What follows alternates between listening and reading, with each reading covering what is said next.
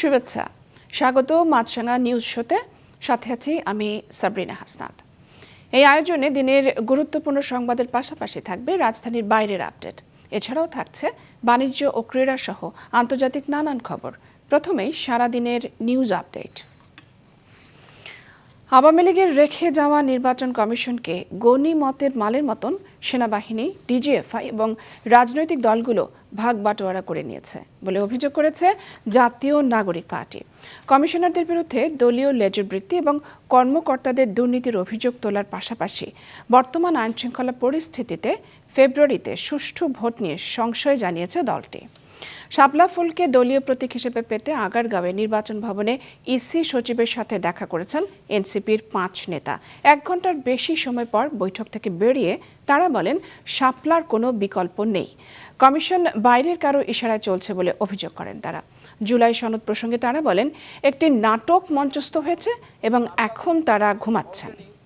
নির্বাচন কমিশনের যেই শাপলাকে কেন তারা রাষ্ট্রীয় প্রতীক বলেছে অথবা রাষ্ট্রীয় প্রতীক বলে শাপলাকে বলে কেন তারা এই ধোঁয়াশাটা সৃষ্টি করেছে, এই ধূম্রজাল সৃষ্টির মাধ্যমে তারা রাজনৈতিক অঙ্গনে নতুনভাবে একটা বিতর্কের সৃষ্টি করেছে।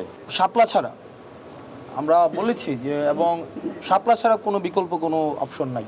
এখন আমরা বিকল্প কেন নিব, এটার আইনগত তো ব্যাখ্যা লাগবে। আমরা দেখেছি এখনো পর্যন্ত কোনো আইনগত ব্যাখ্যা কোনো কিছুই নির্বাচন কমিশন আমাদেরকে দিতে পারেনি। একটা হুইমজিক্যাল, একটা ব্যক্তি নিজের ইচ্ছা মতো করে একটা ব্যাখ্যা দাঁড় করেছে পারসেপশন অনুযায়ী। এদিকে কোন আইনের ভিত্তিতে একটি রাজনৈতিক দলকে শাপলা প্রতীক দেওয়া যাবে না তা নির্বাচন কমিশনের কাছে জানতে চেয়েছেন জাতীয় নাগরিক পার্টি এনসিপির মুখ্য সমন্বয়ক সার্জিস আলম। দুপুরে দিনাজপুরে এক সভায় অংশ নিয়ে তিনি এই প্রশ্ন তোলেন। এ সময় তিনি আরও বলেন, এনসিপি আইন বিশেষজ্ঞদের সাথে পরামর্শ করে জেনেছে শাপলা প্রতীকে কোনো আইনগত বাধা নেই। এ সময় তিনি আরও বলেন, আগামী নির্বাচনে এনসিপি শাপলা প্রতীক নিয়েই লড়বে। অনুষ্ঠানে দিনাজপুর এনসিপি শাখার প্রধান সমন্বয়ক ফয়সাল করিম শোয়েব সহ দলটির জেলা পর্যায়ের নেতাকর্মীরা উপস্থিত ছিলেন। বিগত কয়েক মাসে এটা তিনি কেন ওই তাদের যে শাপলা প্রতীকের তাদের যে লিস্ট মার্কার, ওই লিস্টে এটা কেন অন্তর্ভুক্ত করেন নাই? অবশ্যই তাদের হয় এটা নিজের দায়, দোষ, খামখেয়ালি, যে কারণে তারা অন্তর্ভুক্ত করেন নাই, অথবা কারো প্রভাবে প্রভাবিত হয়ে তারা এটুকু করার সৎ সাহস দেখাতে পারেন নাই। যেই নির্বাচন কমিশন একটা রাজনৈতিক দলকে তাদের প্রাপ্য মার্কাটা দেওয়ার সৎ সাহস দেখাতে পারে না, আমরা মনে করি সেই নির্বাচনের অধীনে একটা সুষ্ঠু নির্বাচন এই বাংলাদেশে হতে পারে না। সব রাজনৈতিক দল ফেব্রুয়ারিতে নির্বাচনে রাজি জানিয়ে দুপুরে সচিবালয়ে পরিবেশ ও বন উপদেষ্টা সৈয়দা রিজওয়ানা হাসান আশাবাদ জানান, সময় শেষ হবার আগেই এনসিপি একমত হবে। ঐক্যমত কমিশন এবং তারা মিলে যদি প্রস্তাবনা তাদের মতন করে ঢুকাতে পারেন তখন হয়তো তারা সাইন করবেন। যদি সেটাতে অন্যরকম কিছু হয়, যে কোনো একটা প্রক্রিয়াতেই সব পক্ষকেই একটা সমঝোতায় আসতে হয়। তো সময় যেহেতু বাড়ানো হয়েছে, আমি আশাবাদী যে ভালো কিছু হবে ইনশাআল্লাহ। সকল রাজনৈতিক দল নির্বাচন যেন ফেব্রুয়ারিতে হয় এটার ব্যাপারে নিজেরাও অবস্থান নিয়েছেন। ঢাকার হযরত শাহজালাল আন্তর্জাতিক বিমানবন্দরের কার্গো ভিলেজে ভয়াবহ আগুন নিভে গেলেও ভেতর থেকে এখনও ধোঁয়া উঠছে। এই এলাকায় বাড়ছে আমদানি রপ্তানির সংশ্লিষ্টদের ভিড়। অগ্নিকাণ্ডে ক্ষয়ক্ষতির সঠিক অঙ্ক এখনও জানা যায়নি, তবে ব্যবসায়ীরা আশঙ্কা করছেন এতে প্রত্যক্ষ এবং পরোক্ষভাবে $1 বিলিয়ন অর্থাৎ 12,000 কোটি টাকারও বেশি ক্ষতি হয়েছে। আর বাণিজ্য উপদেষ্টা বলেছেন, এটা দুর্ঘটনা নাকি নাশকতা এর তদন্ত চলছে। দুপুরে আগুনে পোড়া কার্গো ভিলেজ পরিদর্শন করেন বাণিজ্য উপদেষ্টা শেখ বশিরউদ্দিন। তিনি জানান, অগ্নিকাণ্ডের ঘটনায় 21টি ফ্লাইট অন্য কোথাও নামতে হয়েছে বা বাতিল করতে হয়েছে। আগামী 3 দিন যত অতিরিক্ত ফ্লাইট আসবে তাদের সব মাশুল এবং খরচ মওকুফ করা হয়েছে। তিনি আরও জানান, আটকে পড়া যাত্রীদের খাওয়া দাওয়া, হোটেল থেকে শুরু করে তাদের সেবা সুস্থতার সব প্রয়োজনীয় ব্যবস্থা করা হয়েছে। বিমানবন্দর এলাকার নিরাপত্তা ও অগ্নি নিয়ন্ত্রণ ব্যবস্থার যে অবস্থা এবং এটাকে পুনর্মূল্যায়ন করে প্রয়োজনীয় সংস্কার এবং আধুনিকীকরণ নিশ্চিত করা জরুরি প্রয়োজন বলে আমরা মনে করি।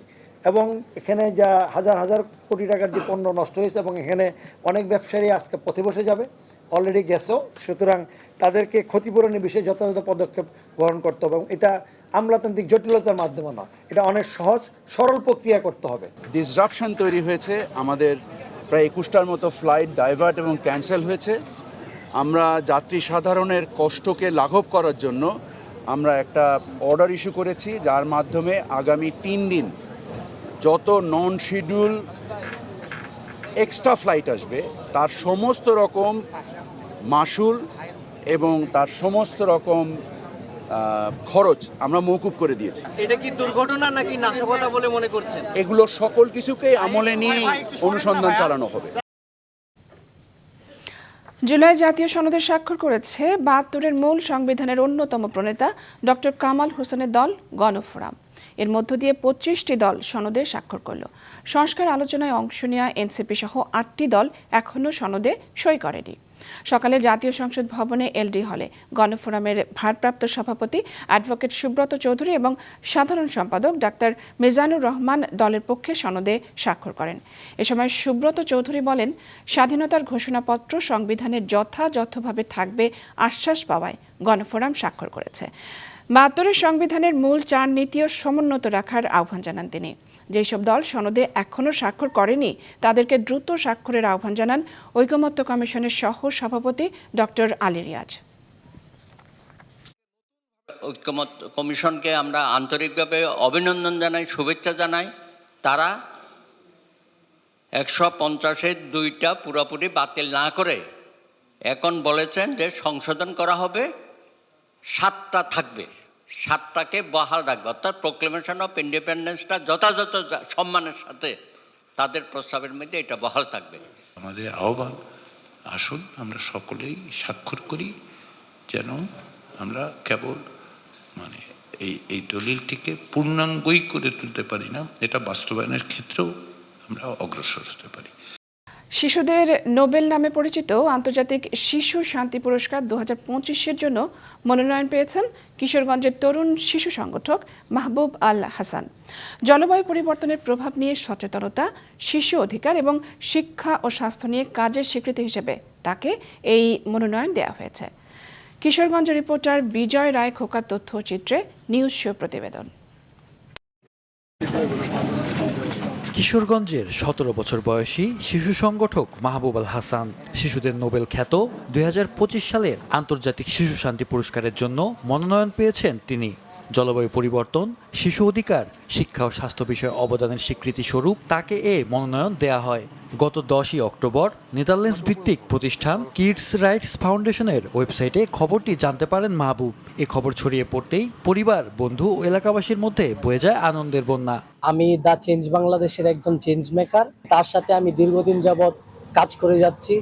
তার কাজগুলো খুবই ইউনিক। ওর এই সাফল্যতে ওর এই অর্জনে আমরা চেঞ্জ বাংলাদেশের সকল টিম মেম্বাররা অনেক খুশি। আমি তার জন্য খুবই খুশি এবং আমি তার সঙ্গে কাজ করছিলাম এবং ভবিষ্যতেও তার সঙ্গে কাজ করার চিন্তা ভাবনা বা পরিকল্পনা রয়েছে।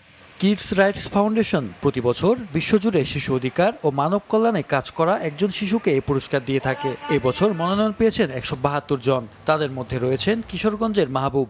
ও হচ্ছে আউট অফ দ্য বক্স, সবসময় চিন্তা করতে পছন্দ করে, কাজ করতে পছন্দ করে। আর বাচ্চাদের প্রতি ওর আসলে অন্যরকম একটা টান আছে। বিশেষ করে ও সবসময় এটা নিয়েই কাজ করতে চায়, সেটাই আমাদেরকে জানায়। এবং আমরা আসলে ওর মনোনয়ন জানার পর আমরা সবাই খুবই খুশি, আমরা ওকে নিয়ে খুবই প্রাউড। 2022 সালে দাখিল ও 2024 সালে আলিম পাশ করা মাহবুব বর্তমানে বিশ্ববিদ্যালয় ভর্তি পরীক্ষার প্রস্তুতি নিচ্ছেন। তিনি প্রতিষ্ঠা করেছেন স্বেচ্ছাসেবী সংগঠন দি চেঞ্জ বাংলাদেশ, যা শিশুদের নিয়ে বৃক্ষরোপণ, শিক্ষা সহায়তা ও পরিবেশ সচেতনতায় কাজ করে। সংগঠনের সব খরচ আসে সদস্যদের সঞ্চিত টাকা থেকে। সে যেখানে যাইতো শিশুদের সাথে মিশতো এবং শিশুদেরকে তাদের সুন্দর জীবন, সুন্দর ভবিষ্যৎ গড়ার জন্য সে উৎসাহিত করত। আমরাও উৎসাহিত হচ্ছি যে প্রয়োজনে তাকে আমরা আরো সাপোর্ট করব, যাতে সে তার কাজটা আরো এগিয়ে নিয়ে যেতে পারে। জলবায়ু ও পরিবেশের পাশাপাশি মাহবুবের সংগঠন হাওড়া অঞ্চলের শিশুদের শিক্ষা ও স্বাস্থ্য নিয়েও কাজ করছে। অসুস্থ শিশুদের জন্য রক্ত সরবরাহে তিনি তৈরি করেছেন অনলাইন প্ল্যাটফর্ম ব্লাড খুঁজি, যা এরই মধ্যে কিশোরগঞ্জ ও আশপাশের জেলায় সাড়া ফেলেছে। 2022 সালের শেষের দিকে আমি দ্য চেঞ্জ বাংলাদেশ নামের একটা সংগঠন তৈরি করেছিলাম, যাদের মূল লক্ষ্য ছিল পরিবেশ এবং শিশুদের নিয়ে কাজ করা। খুব ভালোই লাগতেছে। আমি আসলে কোনো পুরস্কারের জন্য বা কোনো আমার ফেমের জন্য আমি কখনো কাজ করে নাই, নিজের ভালো লাগা থেকে এবং শিশুদের জন্য, পরিবেশের জন্য কাজ করে যাচ্ছি এবং ভবিষ্যতে ইনশাল্লাহ কাজ করে যাব। আমি এত দূর আসতে পারবো এটা আমি কখনো ভাবি নাই। তো সবকিছুই আমার আশেপাশের মানুষের সাপোর্ট এবং আল্লাহর রহমত ছিল। মাহবুবের মতে সবাই একসাথে এগিয়ে এলে জলবায়ু পরিবর্তনের কারণে সংকট, দারিদ্র্য কিংবা শিক্ষা ও চিকিৎসার মতো সমস্যাগুলোরও সমাধান করা সম্ভব। মাহফুজুল হাসান, মাছরাঙা নিউজ শো। এদিকে কুষ্টিয়ার ছেউড়িয়ায় শেষ হলো 3 দিনব্যাপী লালন উৎসব। ফকির লালন সাইজির 135তম তিরোধান উপলক্ষে এই অনুষ্ঠানের আয়োজন করা হয়। দুপুরে পূর্ণ সেবার মধ্য দিয়ে শেষ হয়েছে সাধু সঙ্গের মূল আনুষ্ঠানিকতা। এরপর থেকে সাইজির আখড়াবাড়ি ছেড়ে যেতে শুরু করেন সাধু বাউলরা। বিস্তারিত ডেস্ক রিপোর্টে।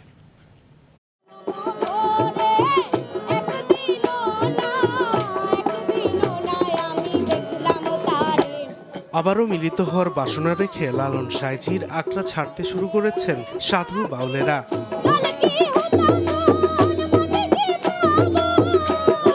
সাধক লালন সাইজির 135তম তিরোধান দিবস উপলক্ষে কুষ্টিয়ার ছেউরিয়ায় 3 দিনব্যাপী উৎসব শেষ হচ্ছে আজ। অধিবাস, বাল্যসেবা ও পূর্ণসেবার মধ্য দিয়ে ভাঙতে শুরু করেছে সাধুর হাট। আগামীতে আবারও আসবেন সাইজির বারামখানায়, এমন প্রত্যাশা নিয়ে ভারাক্রান্ত মনে গন্তব্যে ফিরছেন সাধু বাউলেরা। এই যে লালনের যে এখানে বিদায় নেওয়াটা, এই বিদায়টা হলো আত্মার কষ্ট। সাইজিক ছেড়ে আমাদের যেতে মন চাচ্ছে না, তবু আমাদের যেতে হবে। শেষ দিনেও ভক্ত অনুসারীদের পদচারণায় মুখর ছিল সাইজির আখড়াবাড়ি। বিদেশিরা মজেছেন লালন প্রেমে, লালন দর্শনে খুশি তারা।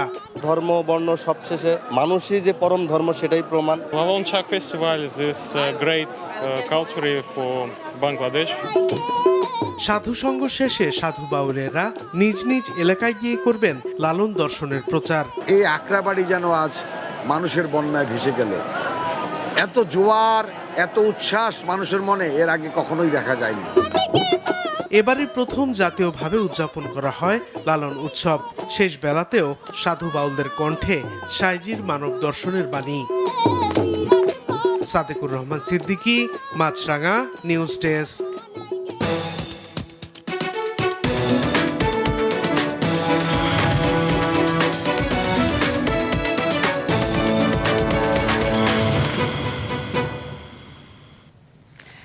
গাড়ির শোরুমে হামলা, চাঁদাবাজির প্রতিবাদে আধাবেলার শোরুম বন্ধ রেখে মানববন্ধন করেছে Bangladesh reconditioned vehicles importers association BARVIDA. রাজধানীর প্রগতি সরণিতে এই মানববন্ধন অনুষ্ঠিত হয়। 30 আগস্টের মধ্যে দুষ্কৃতিকারীদের গ্রেফতারের দাবি জানিয়েছে সংগঠনটি। অন্যথায় গাড়ি আমদানি বন্ধ রাখা সহ 4 দফা কর্মসূচি পালনের ঘোষণা দিয়েছে বারভিটা। রাজধানীর বাড়িধারার প্রগতি সরণি, এই সড়কটির পাশে রয়েছে কয়েকশো গাড়ির শোরুম। চলতি বছরের আগস্ট থেকে সেই শোরুমের মালিকদের বিদেশি ফোন নাম্বার ব্যবহার করে চাঁদা দাবি করে আসছে অজ্ঞাতনামা দুষ্কৃতিকারীরা। দেয়া হচ্ছে হত্যার হুমকিও। বৃহস্পতিবার আমার শোরুমের পাশেই আপনার ককটেল মারা হয়েছে পরপর 2 বার। তো এই ককটেল মারার পরে আমার ছোট ভাইকে ফোন দিয়েছে, আমাকে ফোন দিয়েছে, ফোন দিয়ে চাঁদাবাজি করছে। 10 লাখ টাকা চাই এবং আমরা না দেওয়াতে পরবর্তী যে হামলাটা শেষ হামলা হয়, তারপর সে বলেছে এখন আর টাকা নিব না, এখন হচ্ছে ডিরেক্ট তোমার বসের মাথা নিব আর কি। ব্যবসায়ীরা জানান এই সময়ে ZH, Hello Cars, Turbo Motors সহ 12টির বেশি শোরুমে হামলা চালিয়েছে দুর্বৃত্তরা। একই সাথে প্রায় সব শোরুমের মালিকদের ফোন করে বিভিন্ন পরিমাণের চাঁদাও দাবি করা হচ্ছে। গেল সপ্তাহেও এই এলাকায় 2-3টি দোকানে হামলার ঘটনা ঘটেছে। ওরা সাধারণত বিদেশি কিছু নাম্বার থেকে ফোন দিচ্ছে, ফোন দিয়ে মানুষের কাছে চাঁদা খুঁজতেছে। ককটেল মারবে, এই মারবে, এভাবে আমাদের এবং এভাবে প্রায় 3 বার আমাদেরকে বোম মারা হয়েছে আমাদের শোরুমের পাশে। এসব ঘটনা শুরুর পরেই ঢাকা মেট্রোপলিটন পুলিশ কমিশনারের সাথে দেখা করে ব্যবস্থা গ্রহণের অনুরোধ করে Bangladesh reconditioned vehicle importers association BARVIDA. একই সাথে চিঠির মাধ্যমে অবহিত করা হয় র্যাবের মহাপরিচালককেও। তারপরও নিয়মিত একই ধরনের ঘটনা চলতে থাকায় মানববন্ধন করতে বাধ্য হয়েছে বলে দাবি বারভিটার। এ সময় আগামী 30 অক্টোবরের মধ্যে হামলাকারীদের গ্রেপ্তারের দাবি জানান ব্যবসায়ীরা। 30 অক্টোবরের মধ্যে আপনাদের গ্রেপ্তার করে আইনের আওতায় আনেন, নতুবা আমরা বন্দর থেকে গাড়ি ছাড় করা বন্ধ করব, আমরা রাজস্ব প্রদান বন্ধ করব, আমরা গাড়ির রেজিস্ট্রেশনের ফি দেওয়া বন্ধ করব। বারভিটার তথ্য মতে প্রতি বছর সরকারকে প্রায় 6,000 কোটি টাকা রাজস্ব প্রদান করে সংগঠনটির ব্যবসায়ীরা। রঞ্জিবুল মিজান, মাছরাঙা নিউজ শো।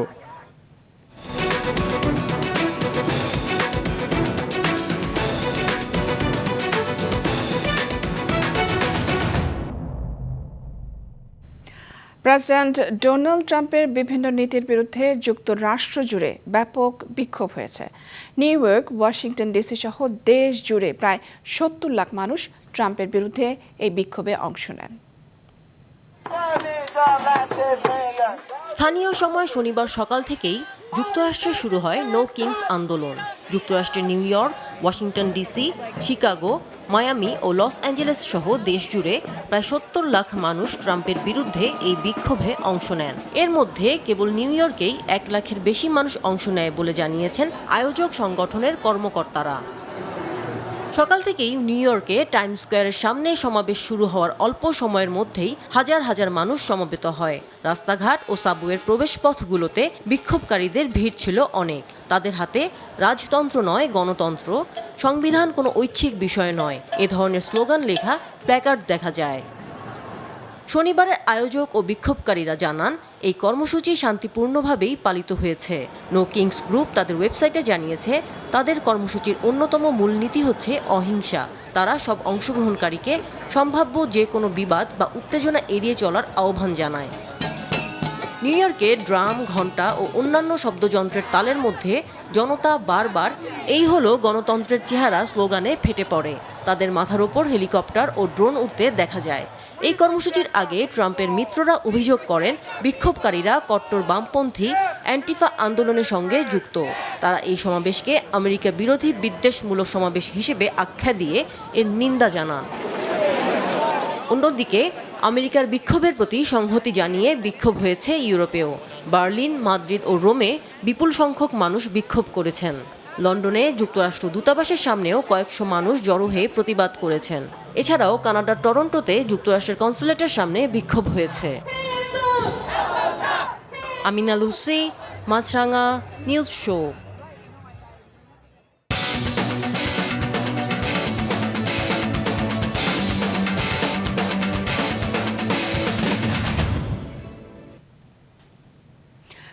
আফগানিস্তানে পাকিস্তানের বিমান হামলার জেরে ক্রিকেট মাঠেও সম্পর্ক খারাপ হয়ে উঠেছে দুই দলের। এরই মধ্যে নভেম্বরে পাকিস্তানে হতে যাওয়া ত্রিদেশীয় টি-20 সিরিজ থেকে নিজেদের সরিয়ে নিয়েছে আফগানরা। বিশেষজ্ঞরা মনে করছেন ভারতের মতো আফগানিস্তানও যদি পাকিস্তানকে বয়কট করে তাহলে এর প্রভাব হবে সুদূর প্রসারী।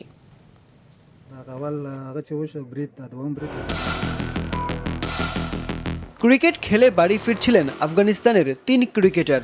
পাকিস্তানের আচমকা বিমান হামলায় আর বাড়ি ফেরা হয়নি তাদের। পথেই প্রাণ হারিয়েছেন 3 স্থানীয় ক্রিকেটার কবির, সিবঘাতুল্লাহ ও হারুন। পাকতিকা প্রদেশের রাজধানী সারানায় একটি প্রীতি ম্যাচ খেলে বাড়ির পথে রওনা হয়েছিল হামলার শিকার হওয়া 3 ক্রিকেটার। শনিবার রাতেই সামাজিক যোগাযোগ মাধ্যমে আফগানিস্তান ক্রিকেট বোর্ড সাফ জানিয়ে দিয়েছে পাকিস্তানের বিপক্ষে আর ক্রিকেট খেলতে চায় না দেশটি, যে কারণে নভেম্বরে হতে যাওয়া ত্রিদেশীয় টি-20 সিরিজ থেকে নিজেদের সরিয়ে নিয়েছে আফগানিস্তান। 17 নভেম্বর থেকে 29 নভেম্বর শ্রীলঙ্কা আফগানিস্তানকে নিয়ে পাকিস্তানে অনুষ্ঠিত হওয়ার কথা ছিল ত্রিদেশীয় সিরিজটি। এই অবস্থায় আফগানদের সঙ্গে পাকিস্তানের ক্রিকেট সম্পর্কের অবনতি ঘটেছে অনেক। পাকিস্তানের সঙ্গে সব ধরনের ক্রিকেটীয় সম্পর্ক থেকে আফগানিস্তান যেন বেরিয়ে আসে এমন দাবি উঠছে দেশটির সাধারণ মানুষের পক্ষ থেকে। এসবই মনে করিয়ে দিচ্ছে ভারত পাকিস্তানের ক্রিকেট মাঠের সাম্প্রতিক বৈরী সম্পর্কের কথা। India versus Pakistan Asia cup clash. সদ্য শেষ হওয়া এশিয়া কাপ ক্রিকেটে ভারত ও পাকিস্তানের মধ্যকার 3 ম্যাচ নিয়ে জলঘোলা কম হয়নি। কাশ্মীরের পেহেলগামে হামলার জের ধরে এশিয়া কাপে 2 দলের প্রথম ম্যাচে ভারতের খেলোয়াড়রা হাত মেলাননি পাকিস্তানের ক্রিকেটারদের সঙ্গে। এর জেরে পাকিস্তান আসর থেকে সরে যেতে চেয়েছিল। নিজেদের পরের ম্যাচে 1 ঘন্টা দেরিতে মাঠে যায় পাকিস্তান। ভারতের সঙ্গে সুপার 4-এর ম্যাচে 2 দল হাত মেলানো তো দূরের কথা, মনে হয়েছে কেউ কারোর চেহারাই দেখতে চায় না। আর ফাইনালে ভারত শিরোপা জেতার পর এসিসি সভাপতির হাত থেকে এশিয়া কাপের ট্রফি নেয়নি, কারণ তিনি পাকিস্তানি। সব মিলিয়ে ভারতের পর আফগানিস্তানেরও তিক্ত সম্পর্ক তৈরি হয়েছে পাকিস্তানের সঙ্গে। পাকিস্তানের হামলাকে বর্বর ও নির্মম আখ্যা দিয়ে Afghan leg spinner Rashid Khan Afghanistan cricket বোর্ডের সিদ্ধান্তকে স্বাগত জানিয়েছেন। শোক প্রকাশ করে তিনি সামাজিক যোগাযোগ মাধ্যমে লিখেছেন, সাধারণ নাগরিকদের ওপর এই হামলা অমানবিক ও বেআইনি। পাকিস্তানের এই হামলা ইস্যুতে আফগানিস্তান ক্রিকেট বোর্ডের সিদ্ধান্তকে স্বাগত জানাই। এদিকে পাকিস্তানের আসন্ন ত্রিদেশীয় টি-20 সিরিজে আফগানিস্তানের পরিবর্তে খেলবে জিম্বাবুয়ে। পাকিস্তান ক্রিকেট বোর্ড এক বিবৃতিতে খবরটি নিশ্চিত করেছে। আরিফ উদ্দিন নবীন, মাছরাঙা নিউজ শো। দর্শক, এই ছিল আজকের মতো। আমাদের পরবর্তী সংবাদ সন্ধ্যা 7টায় দেখার আমন্ত্রণ রইল।